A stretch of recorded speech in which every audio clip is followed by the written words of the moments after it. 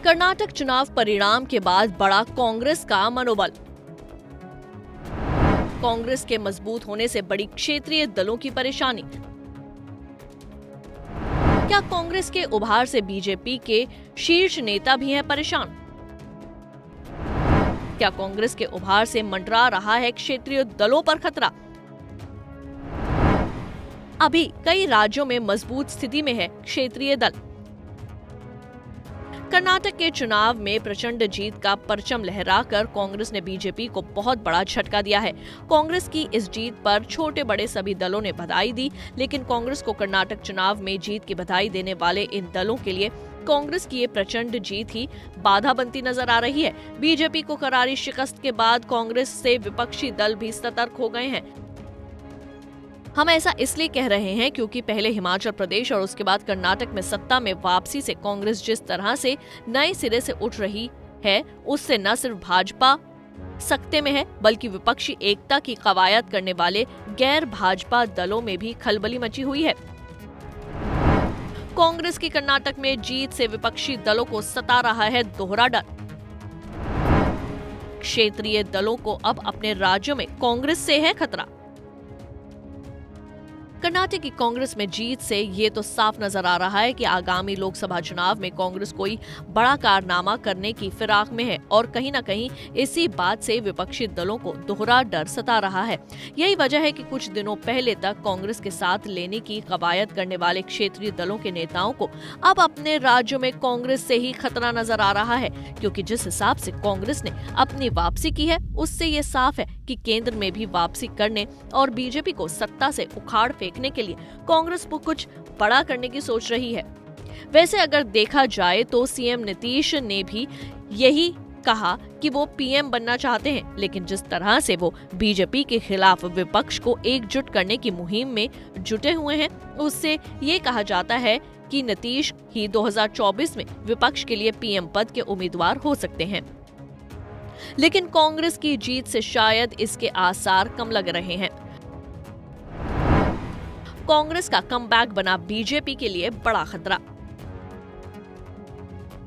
कांग्रेस की कर्नाटक में जीत से बीजेपी बौखला गई है। अभी तक बीजेपी को सिर्फ विपक्षी एकता की ही चिंता सता रही थी, लेकिन कांग्रेस ने जिस प्रकार से कमबैक किया है, उससे बीजेपी की मुश्किलें और बढ़ गई हैं।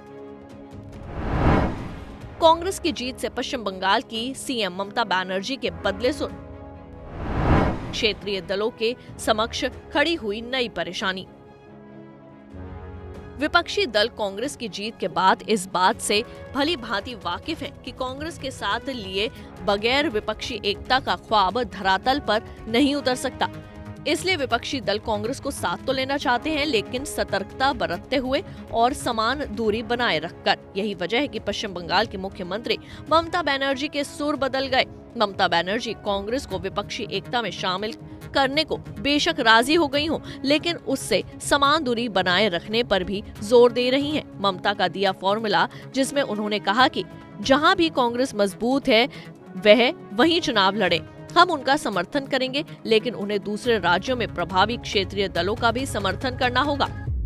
ये इसी तरफ इशारा करता है कि कांग्रेस उन राज्यों में सीटों के लिए ज्यादा न सोचे जहां क्षेत्रीय दल मजबूत हैं। ममता बनर्जी इसके जरिए नीतीश कुमार, तेजस्वी यादव, हेमंत सोरेन, अरविंद केजरीवाल और तमिलनाडु में एम.के. स्टालिन को ऐसा करने के लिए प्रोत्साहित कर रही हैं। अधीर रंजन चौधरी ने ममता बनर्जी के फॉर्मूले को सिरे से किया खारिज। क्षेत्रीय दलों से सीटों के तालमेल में घाटे का सौदा नहीं करेगी कांग्रेस। आश्चर्य की बात है कि ममता बनर्जी हो या अखिलेश यादव, अन्य विपक्षी नेता कांग्रेस को सशर्त विपक्षी एकता में शामिल करने की दलील तो दे रहे हैं, लेकिन कांग्रेस क्या चाहती है, ये किसी ने जानने का प्रयास नहीं किया।